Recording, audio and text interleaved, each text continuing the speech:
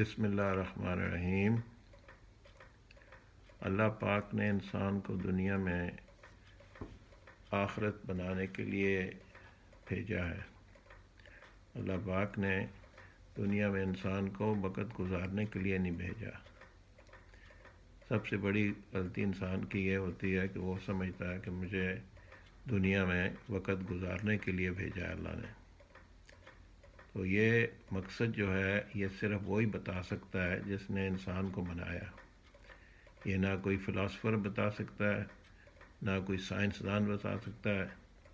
یہ سوائے اللہ کے یہ کوئی نہیں بتا سکتا کہ انسان کو اللہ نے بنایا کیوں ہے۔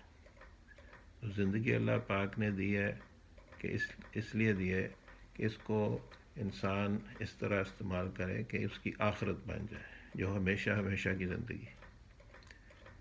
انسان کی زندگی جو سی ہے بہت مختصر ہے۔ اتنی مختصر زندگی میں اگر اس کو یہی نہ پتہ ہو کہ مجھے بنانے والے نے بنایا کیوں ہے تو اس کی زندگی ضائع ہو جائے گی۔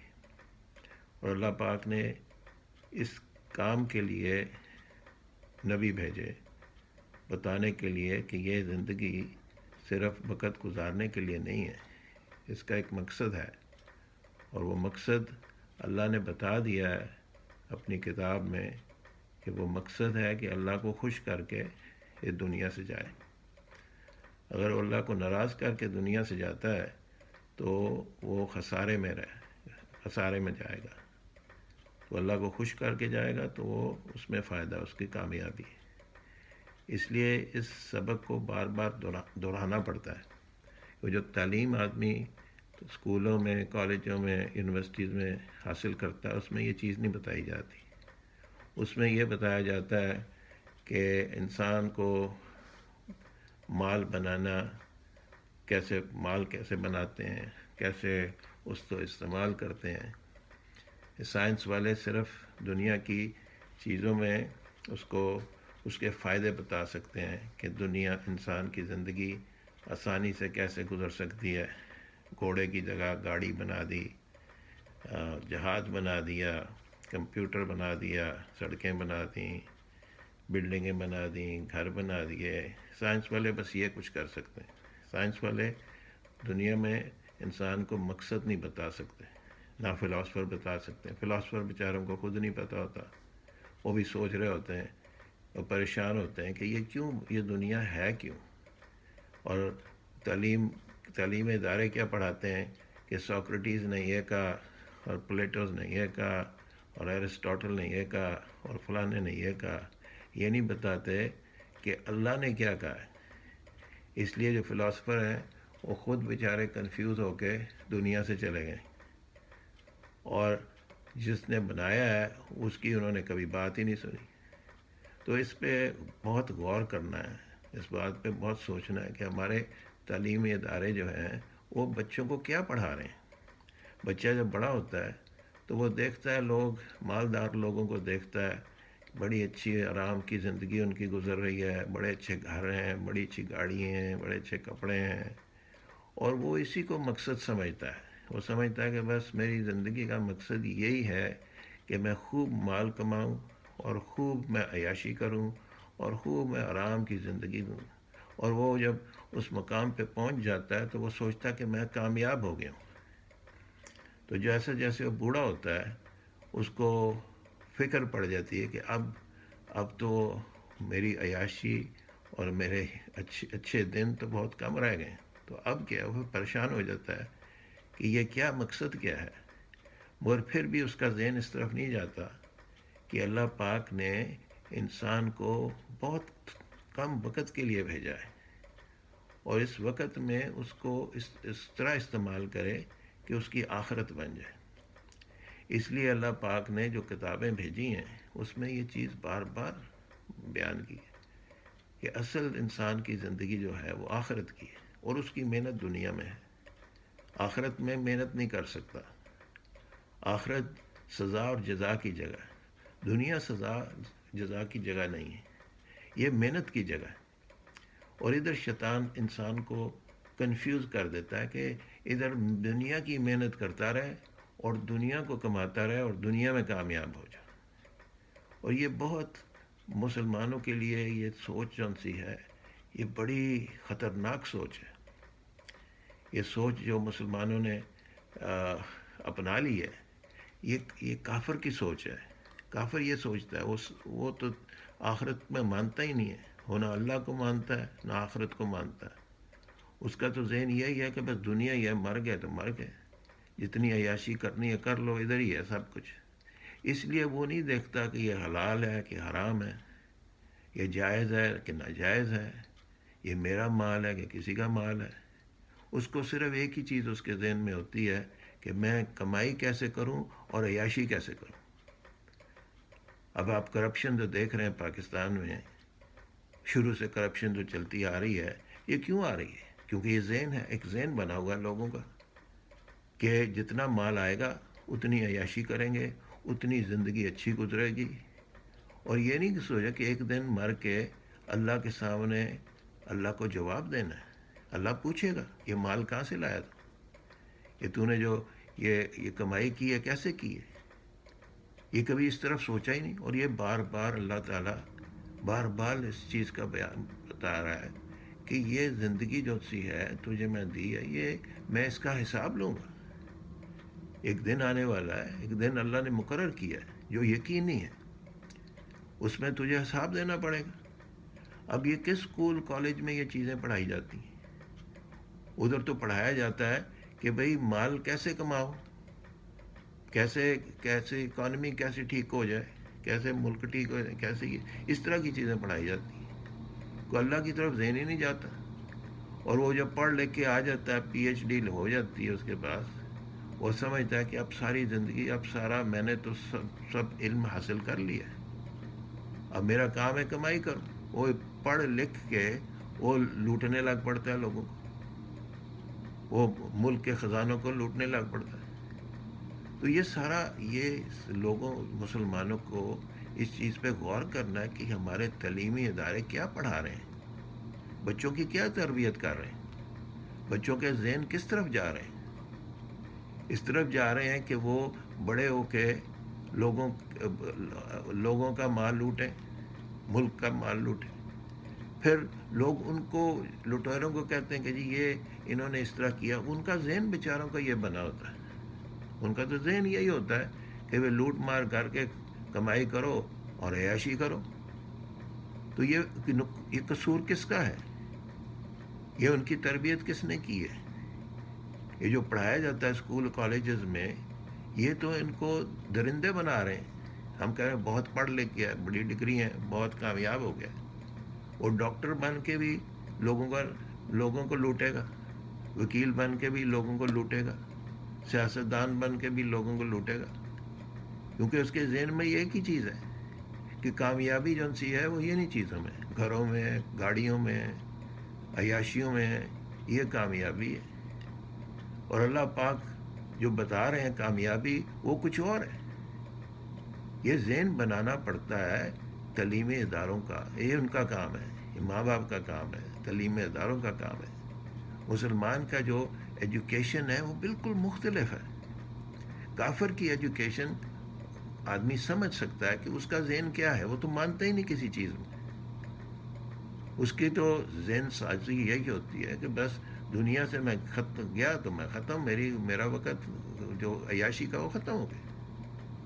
تو اس پہ جو لیڈرز ہوتے ہیں، جو اسلامی ملک میں لیڈرز ہوتے ہیں، ان کی ذمہ داری ہوتی ہے کہ لوگوں کو بتائیں کہ بھئی ہم مسلمان ہیں، اللہ پاک نے ہمیں ایک مقصد کے لیے پیدا کیا ہے. اللہ تعالیٰ نے ہمیں لوگوں کی ہدایت کے لیے پیدا کی ہے.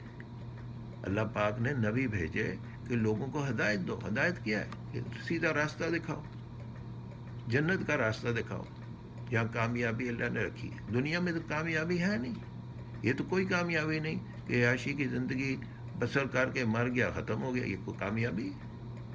بڑے اچھے گھر تھے، بڑی اچھی گاڑیاں تھیں، بڑی اچھا وقت گزر گیا. وقت گزارنے کے لیے تو نہیں اللہ نے بھیجا، یہ تو کامیابی نہیں ہے، یہ تو وقت ضائع کرنے والی بات ہے. تو یہ نبی آ کے جو لوگوں کو بتاتے تھے وہ یہی تھا کہ اپنے ذرا ہوش سے رہو، دیکھو، عقل استعمال کرو کہ یہ تم کیا کر رہے ہو. حضور صلی اللہ علیہ وسلم نے لوگوں کو آ کے کیا بتایا؟ اللہ کا بتایا، آخرت کا بتایا، ایک زندگی کا بتایا جو آنے والی ہے، ہمیشہ کی زندگی. یہ تعلیم تھی، یہ تربیت تھی صحابہ کی.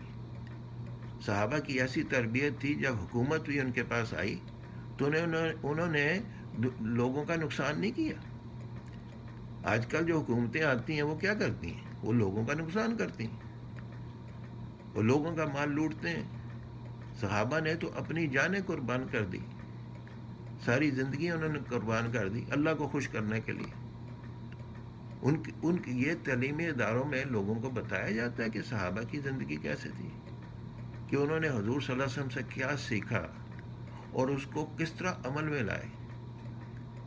کہ خلفاء راشدین کا جو وقت تھا وہ مسلمان ہسٹری میں سب سے بیسٹ وقت گزرا تھا.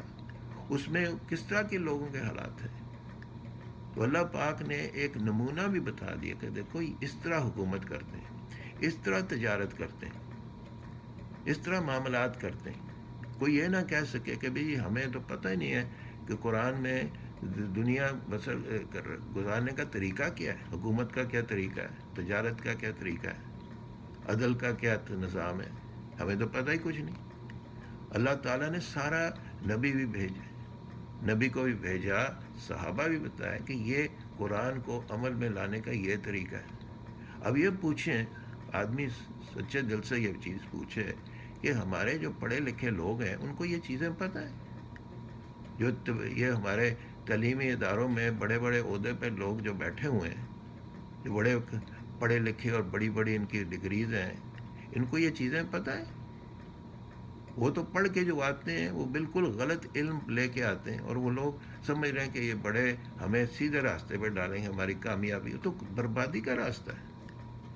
اس کو آپ دیکھ لیں، اس تعلیم نے جو یہ سسٹم جو چل رہا ہے پاکستان میں، یہ کس نے شروع کیا تھا؟ یہ تو انگریزوں نے شروع کیا تھا. یہ آج تک وہی سسٹم چل رہا ہے، وہی سوچ چل رہی ہے. انگریزوں نے کیا پڑھایا؟ فلاسفرز کے یہ کہتے ہیں، فلانا فلاسفر یہ کہتا ہے، فلانا پوئٹ یہ کہتا ہے، فلانا جج یہ کہتا ہے. سارا غلط سبق سکھا کے وہ چلے گئے، اور وہی چیز چل رہی ہے.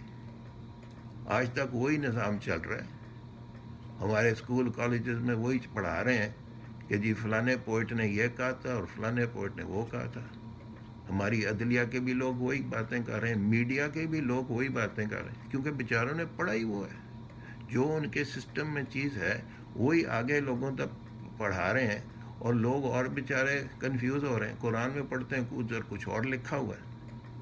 اور یہ جو طبقہ، یہ اللہ پاک کی طرف سے بہت بڑی آزمائش ہے، کیونکہ سارا مال، ساری دنیا کے اسباب ان کے پاس ہیں. لوگ سمجھتے ہیں بیچارے کہ یہ جو بات کر رہے ہیں یہ ٹھیک ہی کر رہے ہوں گے. تو اس بات پہ بہت، اگر پاکستان نے اپنے حالات ٹھیک کرنے ہیں تو سوچ بدلنی پڑے گی. کہ جو سوچ اللہ پاک نے دی ہے وہ سوچ صحیح سوچ ہے. یہ جو دوسری سوچ ہے یہ تو نقصان والی سوچ ہے. اس نے تو کافر کا بھی نقصان کیا ہوا ہے. ساری دنیا کے لوگ پریشان ہیں، ان کو پتہ ہی نہیں ہے کہ ہم دنیا میں آئے کیوں. اتنے مالدار ملک، ہر چیز اسباب موجود ہیں، مگر ان کی زندگیاں بالکل بے مقصد ہیں، وقت گزار رہے ہیں. اگر خوشی کا وقت ہے تو ٹھیک ہے، نہیں ہے تو وہ ڈپریشن میں چلے جاتے ہیں، ڈرگز پہ چلے جاتے ہیں، شراب پہ چلے جاتے ہیں، سوسائڈ کمٹ کر لیتے ہیں. تو یہ کوئی زندگی تو نہیں ہے. تو یہ تو جانور سے بھی بدتر زندگی. تو اس پہ بہت غور کرنے کی بات ہے کہ اس آدمی اس پہ سوچے کہ اللہ پاک نے ہمیں ایک پورا طریقہ بتایا زندگی بسر کرنے کا. حضور صلی اللہ علیہ وسلم لوگوں کو دکھانے آئے تھے. نہیں، اللہ پاک ایک کتاب بھیج دیتے کہ پڑھ لو تو خود ہی سمجھ لو، اپنی مرضی سے جو آپ کے دل میں آتا ہے پڑھ لو. اللہ نے ایسے نہیں کیا. اللہ پاک نے نبی کو بھیجا تاکہ لوگ اپنی مرضی سے نہیں اس کو سمجھنے لگ پڑے. اور حضور صلی اللہ علیہ وسلم نے دکھایا کہ اس کتاب کا مطلب یہ ہے، اس آیت کا یہ مطلب ہے، اس کا عمل یہ ہے. اس طرح 24 گھنٹے گزارتے ہیں.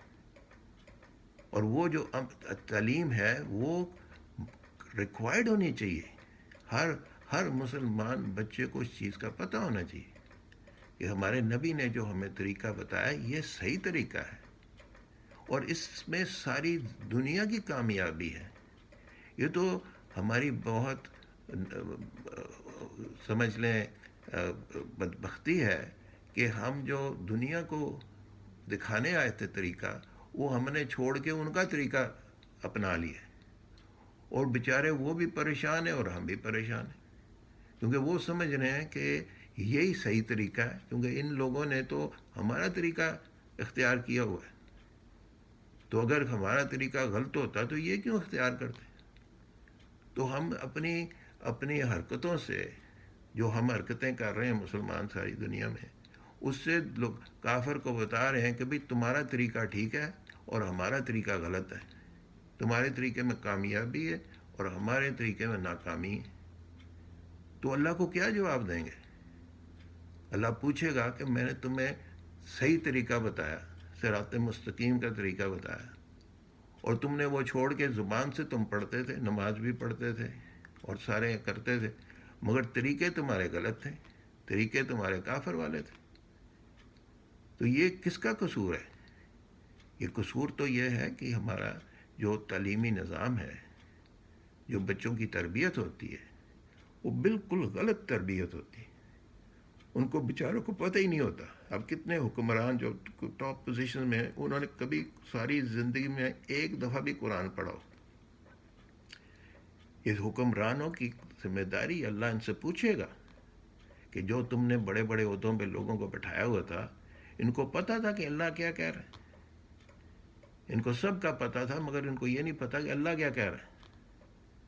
اب آگے ان سے پوچھیں، ان کو میڈیا کو چاہیے ان کو بلا کے ان کا انٹرویو کریں، یہ پوچھیں کبھی تمہیں پتہ ہے کہ اللہ کیا کہہ رہا ہے؟ آپ نے کبھی میڈیا میں دیکھا اس طرح کے سوال؟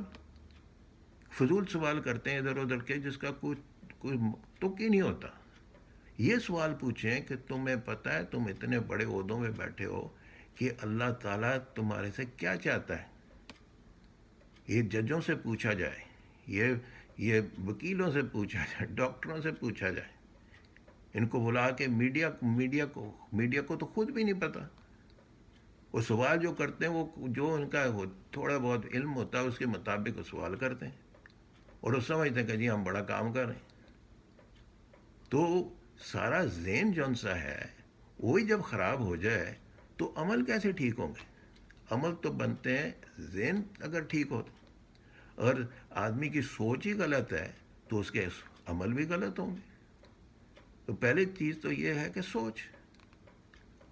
اگر حکومت والے جو حکومت میں بیٹھے ہوئے ہیں، اگر ان کی سوچ ٹھیک ہو جائے، صحیح لوگوں کو لے آئیں آگے، اور وہ آگے لوگوں کی ذہن سازی کریں، تو پھر انشاءاللہ حالات بہتر ہو جائیں گے.